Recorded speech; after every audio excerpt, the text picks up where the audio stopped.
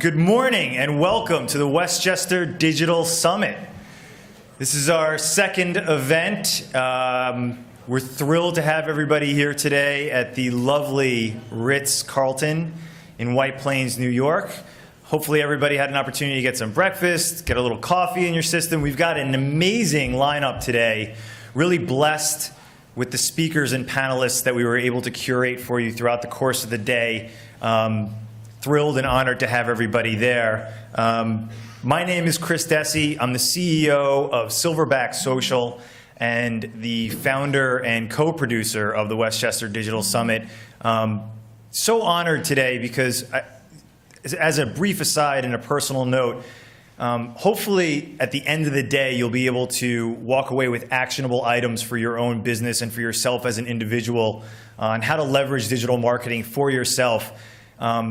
And part of the story there is the genesis of the Westchester Digital Summit. I had an idea that I thought would be compelling to leverage a summit that could help educate people on digital and how they could use it for their own businesses and for themselves personally. And all I did was go to GoDaddy and type in Westchester Digital Summit. And I went, oh, well, curl my tail and call me Porky. I guess I'm producing the Westchester Digital Summit. And I leveraged all the tools throughout the course of my career that I had learned, 90% of which were free. And just through sweat equity and the wonderful team at Silverback Social and Zanzarella Marketing, we were able to bring this event to you. So I hope that you use that as inspiration. I hope that you learn a lot today, and hope you're equally inspired by this wonderful thing that we call digital. I know that in other events, people might say, turn off your phones. I'm going to say turn them on. Take lots of pictures, lots of video, tweet, leverage the hashtag WDS2 so that you can ask questions to the panelists and tweet your photographs and engage with people live on Twitter. We just ask that you turn those phones on vibrate. I'd like to thank some of our sponsors, particularly Co-Communications, who've done our wonderful PR for this, the Westchester County Business Journal, a specific call out to the Business Council of Westchester and Marcia Gordon and her team. Thank you so much. When we conceived of the summit, the Business Council of Westchester were the first sponsors that jumped on board and believed in the vision for this. So we're grateful for them and their support. We'd also like to thank Kevin Plunkett and the Westchester County Office of Economic Development, Skyline Genesis for the beautiful signage when everybody came into the event this morning. Skyline Genesis has done an incredible job, as well as On-Time Transport. For those of you that came up from the city today, and for our speakers and panelists that have a car service, On-Time Transport has been absolutely spectacular. So I'm going to take a minute and introduce a gentleman from a company called Serendipity Labs. I don't know if anybody from Westchester is familiar with them, but they are a co-working space based in Rye, New York. John is absolutely wonderful. They offer co-working memberships for high-performance meetings and project teams. If you haven't been to the space in Rye, I highly recommend that you visit it. It's absolutely an inspiring space to be in with a unique co-working rub. I've presented there. I've had the pleasure of meeting John's lovely wife, and it's like family there. It's really a wonderful place. If you're an executive that works in the city and lives in Westchester, I highly recommend that you get to Serendipity Labs. And if you have additional questions about Serendipity Labs, they have a table out here in the hallway. So John is actually going to introduce our morning kickoff speaker. So I'm going to introduce John Arenas, the CEO of Serendipity Labs. John, come on up. John Arenas, ladies and gentlemen. Thank you. Thanks for sitting through a little bit of an advertisement there. But I do want to say that I'm very glad to be here, and I'm also glad David's here. Thank you, Chris. So in entrepreneurship and the digital age, we measure time differently. We measure it in not necessarily in hours or days or weeks, but in getting things done. And I've known David Kidd, our next speaker, for 6 companies, 3 of his and 3 of mine. In that time, he's built and sold venture capital companies venture-backed technology companies. He's wrestled with the biggest and baddest strategic partners, which we all know can be fun. Careful what you wish for. And he's also, in his spare time, become a New York Times bestselling author twice. So he's got a bit of energy. You'll see that in a minute. If that wasn't enough, David curated a bunch of the world's leading entrepreneurs and wrote a book called Start Up Playbook, in which he really titrates out the best plays and the common themes of success in business. So another key source of information that David could share with us. His current project is a company called Bionic. And Bionic is really a company that is a platform that helps companies develop game-changing innovation, which is really the thing. It's the intellectual capital put to work that gets competitiveness in the right place. It's not about cost savings or about the little things. It's about the big ideas. So David is actually helping companies move those ideas forward in a way that reflects this, as he would say, the stupidly hard approach that entrepreneurship really is. So you're in for a big treat. I'd love to welcome David to the stage now. Thank you.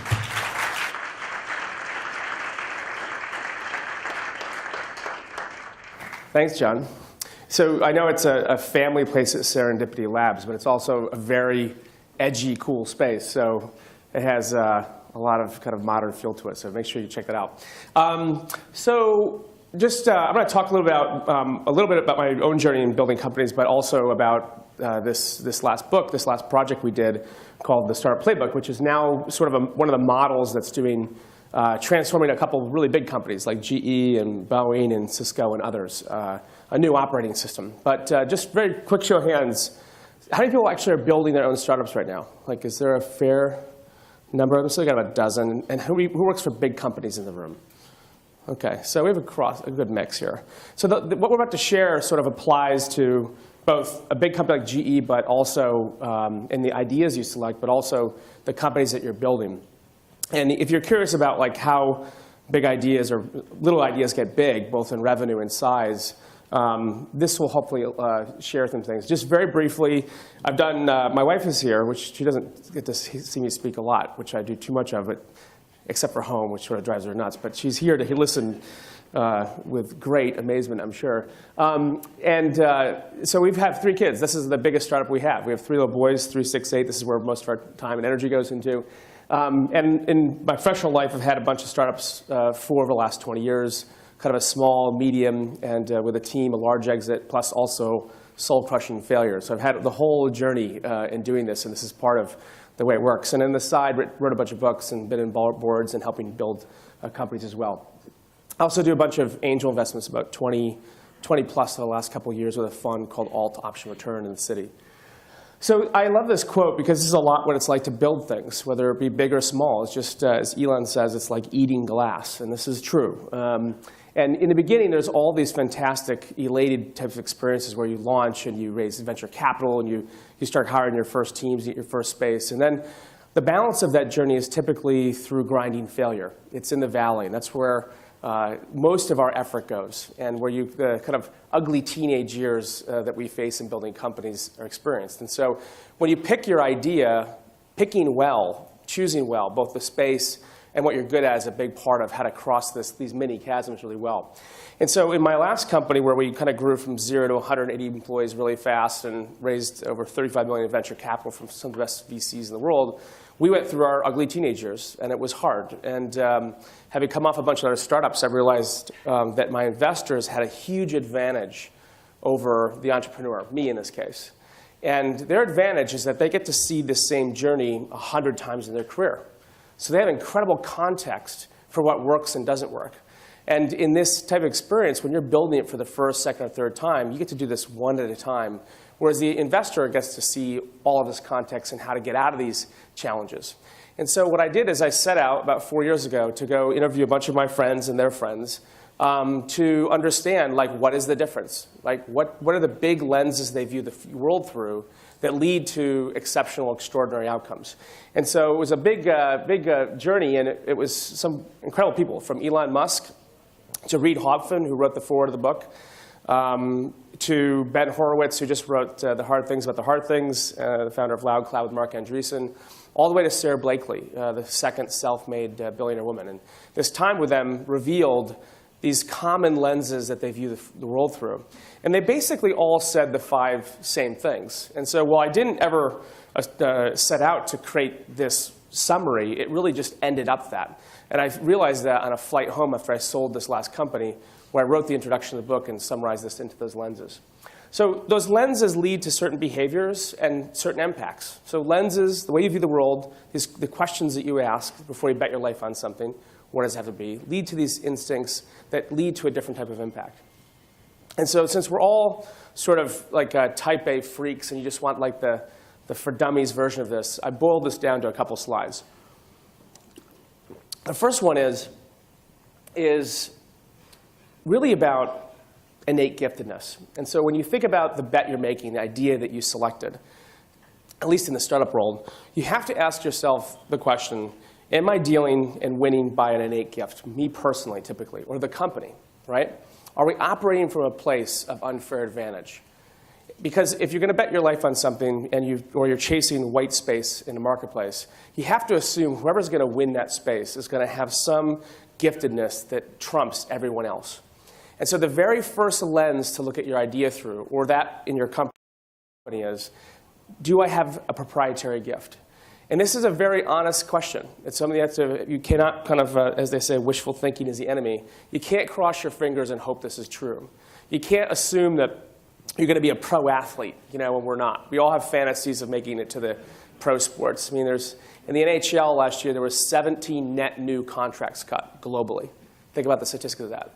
Or we're going to get famous. We're going to make it to the silver screen. Or we're going to be the next rock star in something. We go through moments in our life where we really believe that this could be true, but the reality is we just don't have either burning drive or the gift to make that happen.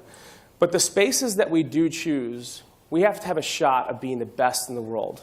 We have to be the smartest in our space. We have to have some genetic reason why we're going to win something where everyone else is going to lose. So that first question, this instinct is, am I dealing from a place of unfair advantage? And so if you get that wrong, the probability, the arc of your effort that's going to win is very unlikely. You may kind of incrementally be better, but the compounding type of experience that you want to have is not going to be met. Number one. Number two is really about extreme focus. And this is something in my last company I really struggled with, was we had so many options to be successful that what I didn't realize is we had a ton of money, a lot of people, we could do a lot of things. But the reality is that every company is starved for focus. We all think we can do a lot of things, but the reality is that optionality is the enemy. So the question is how do we quickly test out ideas so that we can concentrate all of our time and our resources into a single place? And I attribute this almost like to driving a nail into a marketplace with physical weight or force. It takes so much energy and concentration and time and money often to even get that one grip on a space that if you dilute it across too many channels or too many options, the probability of being successful is low. And so your job is, how do I get that extreme focus into that single big idea? Reed talks about this in the Start Playbook, and it's really what he's bet his life on. And at the story of LinkedIn versus Facebook, LinkedIn actually started before Facebook, built off the same patent with one of our investors, Peter Thiel. And there was a time when they were both neck and neck, and then they put pictures into the feed, and there are kind of 1 million, 2 million, 10 million users, and then Facebook took off to hundreds of millions over a period of about 12 to 18 months, while LinkedIn everyone thought was gonna die. And so now there's a big question if LinkedIn really isn't the most valuable social network in the world long term. But that's because Reed stayed focused on what his innate gift was his professional marketplace. He didn't chase press releases. He didn't chase someone else's dream. He didn't chase the competitive landscape. He didn't suffer from the sin of comparison. And so that focus benefited him, and it benefits any company who's trying to accomplish what's innately them. You got to be, what the instinct here is to be patient. It takes a long time to build companies. It typically takes 2.5 to 3.5 years of hard work and near destitution to get enough critical thinking, experience, and knowledge to know even who you are into the world, into the marketplace. And so it doesn't happen overnight. There are stories of a company kind of going 1, 2, 3 years and getting to an arc of growth that's extraordinary. But the probability that a billion-dollar company happens that way is about 0.0007 statistically. So again, patience is a big part of this, so both in your capital and your focus. The third thing is, and this gets harder as you go through, is to build painkillers and not vitamins. And so this is an important question to ask yourself both in your big company and your startup is, Am I dealing with a customer's chronic, lifelong, compounding, malignant pain? Or am I elective? Am I a vitamin? It's a very important lens to think about your idea through, right? Vitamins are important to take, but most people don't take them. In fact, how many people in the audience took vitamins today? Raise your hand. Okay, who wants to be in the vitamin business?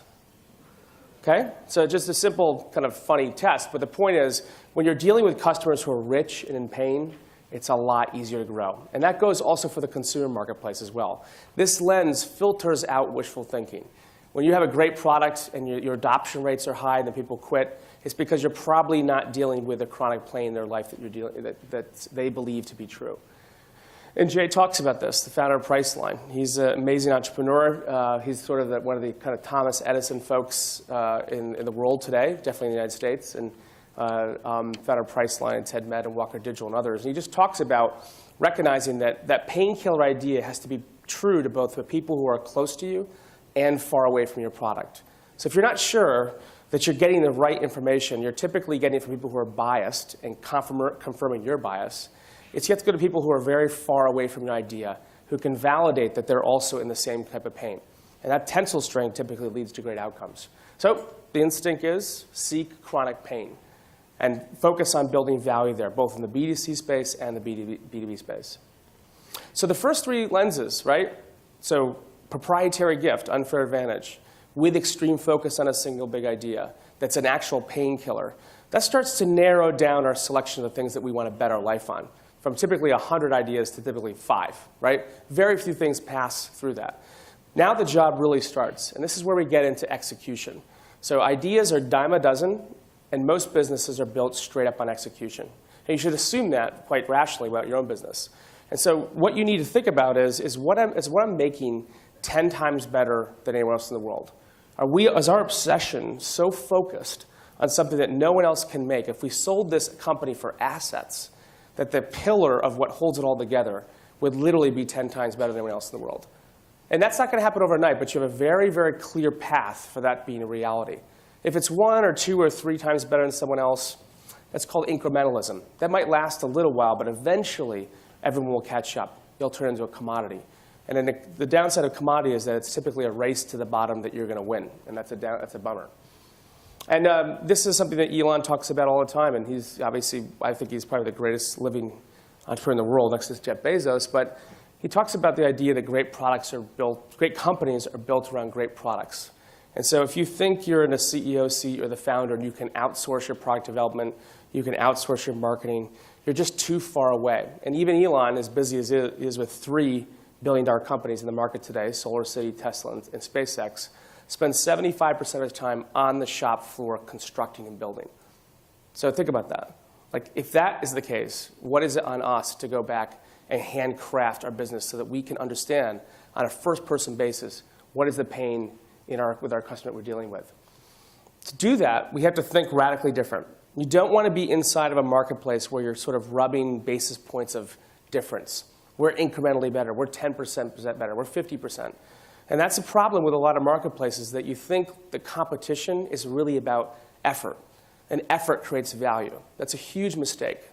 If I work harder and I create something better, then I'm going to win. The people who win disproportionately think about the value and the impact on the customer.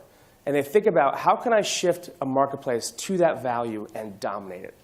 Does that make sense? Okay? Incrementalism, competition can't be mistaken for value. Value is created in places where we understand better than anyone else a proprietary insight that we dominate. That's how you end up with things like Apple and existing marketplaces.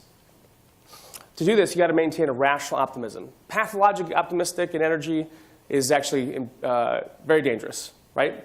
You have to be someone who can listen to your own voice, listen to the customer's voice, and let that voice beat out whatever optimism you have that you're right. It's really a very humbling journey to go through this. The fifth lens is to be a monopolist. So this sounds surprising, but this is something I sort of understood but didn't fully understand, is that most of these entrepreneurs are incredibly aggressive in their monopolistic instincts. They put their hooks in customers or people, or they design in implicitly or explicitly features or experiences or functions so the customer can never leave. Because at some point, whether it be 2, 3, 4, 5 years down the road, even if they love you, it's going to become about price. There's going to be leadership changes. They're going to find a way to change. And so you need to be aggressive about how you design in permanence in the life of that customer. So when you put your organ inside that new organ inside of a company, you're rewiring them around you. You're changing the blood flow. And this is a very implicit thing you need to do to actually sustain high growth. And this is only true if it's true, right? So this goes back to the point about wishful thinking is the enemy. So the thing that should keep you up at night is not how well is my product doing, how well is my team doing, all those are important things. It is, as a company, are we dealing with the truth? Am I getting to the truth? Am I designed to have the conversations that are critical of the product or critical of our marketplace, that are sometimes difficult to have, but I'm dealing with the truth? Because if it's not true to you as the founder or the leader, it's not going to be true to the team, and it won't be true to the marketplace. You won't be rewarded. So that axle that everything spins on is so critical to get right with your team and how you're organized, so that when it's true, and it's true to your team, it's true to the marketplace, the reward flows, and it's a very special outcome. So the big question is, very often when you start these things, is like, should we even do it? Not can we do it, but should we do it? So that first year, your job is to validate and to confirm that this is a great idea through some of these lenses, right? It's a should not can question. You have to be very objective about this. All right, so I want to talk a little bit, close on this, about some of the impact, I can go back, sorry, the impact of adopting these new lenses and what happens around this journey.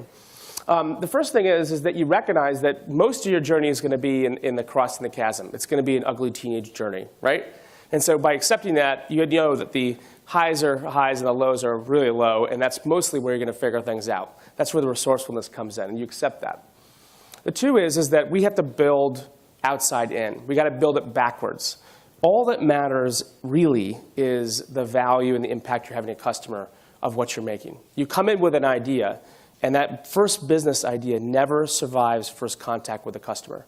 And so what's true is, what is that customer willing to exchange in value based on the value that you give to them?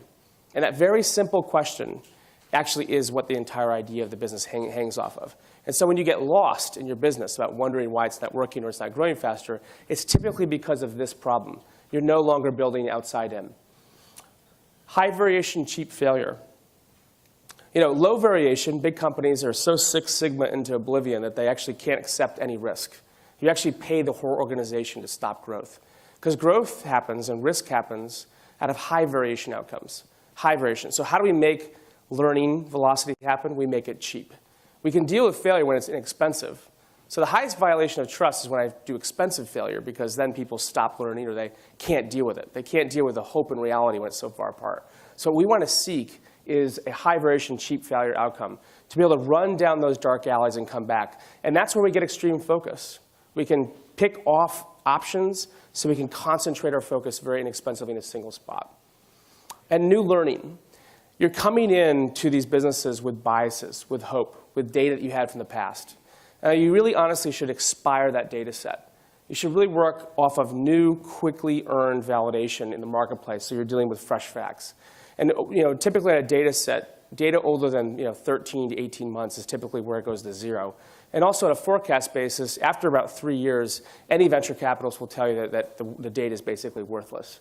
So you have a 4-year window, 1 back, 3 forward, in which is your time set. And also your assumptions should have the same window of validity. So the things that you're basing your business off of, and you should take some thoughts into this, what are the key assumptions that I'm trying to bet my whole life on here? Are they true? And if they're not true, how do I find out if they are? And that you can use very simple first principles logic to go do this. And if you haven't read The Lean Startup by Eric Ries, I would definitely read that book. And it takes patience, as I was saying before, because that 2.5, 3 years, if you're looking for that hyper growth, and this comes out of the Start Up Playbook in these conversations, it typically happens because of something outside of you. So your job is to pick a spot in the world where you're innately gifted and you get focused, that you're building a painkiller that's 10 times better in your execution.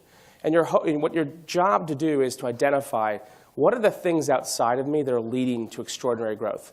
This is sort of the question I asked the founders in the Start Up Playbook, which is, what percentage of your outcome is just good fortune and luck? Whether it be Elon Musk or, they're half the book is billionaires, or Rodney Brooks of iRobot, the founders of Zipcar, Tony Hsieh, they all said about 75%. So think about that. 75% of the reason of all the money they have in the bank account, all the success, has nothing to do with them. So that means that we all have to work our tail off.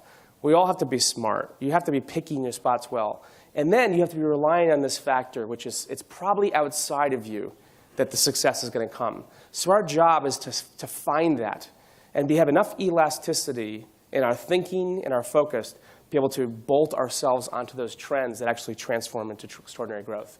And so it's an important kind of cathartic way to look at how big things happen in the marketplace. Also, just the speed of our decisions. This is an example, very simple slide on slow decisions versus fast decisions. Some are gut instinct, some are just on our own decisiveness. So the hard yellow line, I'm colorblind, so I'm assuming that's yellow, maybe it's green, is reality. This could be a bad hire, could be the marketplace, could be a customer leaving you.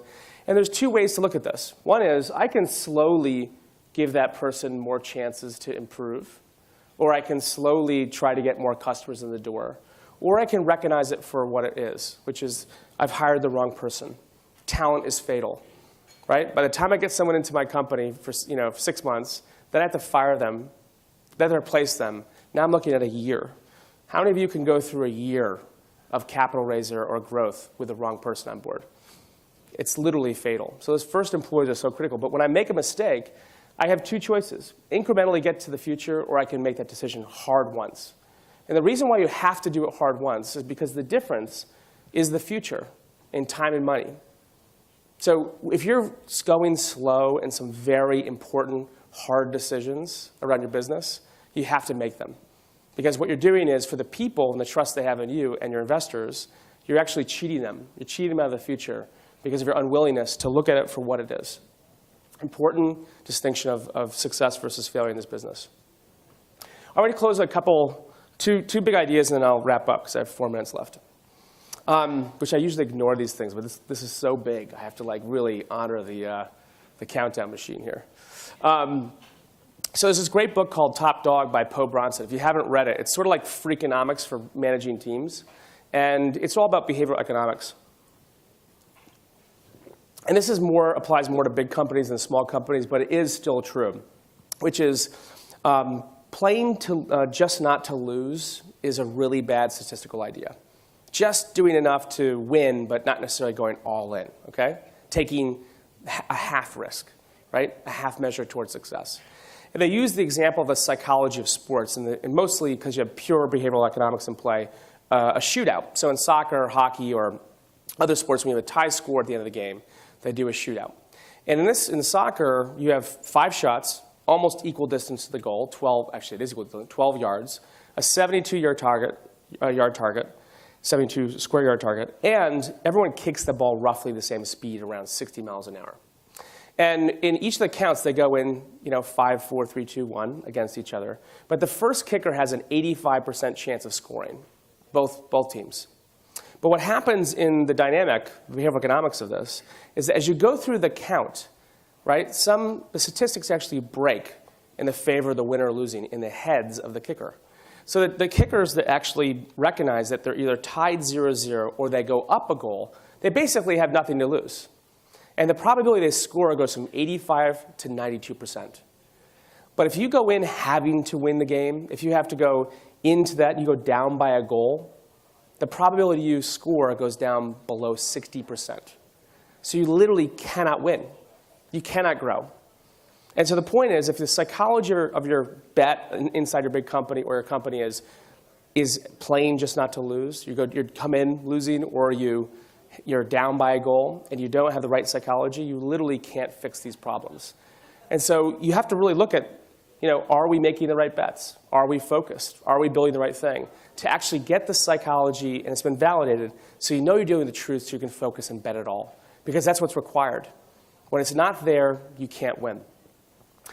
This other sense of this slide is really about basically two polar opposite ideas that have to exist in the culture of winning teams. And as you dig deeper and deeper in organizations of the difference, this is a profound message that's sent. And it's sort of a balance of these two ideas. They say that genius is the ability to hold two opposing ideas at their mind at the same time and reconcile them. And this is an example of this. On the one hand, you have the story of Steve Jobs when he was alive around reasons don't matter. And the story is, true story, he was in his conference room and he had a garbage pail full of garbage. And he was a neat freak and a privacy freak. And he goes and grabs the janitor from wherever he was and he brings him back and he wants to blow him up. And he asks him, why is there garbage in my conference room? And the janitor says, I'm sorry, Mr. Jobs, but the locks were changed. I couldn't get in. And he thinks about this and he says, that is a good reason. Don't let it happen again. That's a setup to the larger story at Apple, which is there's 75,000 employees, but there's only 15,000 in the corporation. The rest are all in retail. So it's actually a very small business relative to the size of the revenue, right? The size of the cash and the growth. Pretty shocking. In that company, there are less than 70 VPs.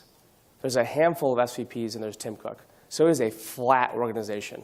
So when you become a VP at Apple, it's like becoming a general in the Army, not different statistically. And so when you became a VP, Steve Jobs would bring you in his conference room, and he'd tell you the story about the janitor and the garbage can. And then he'd tell you this.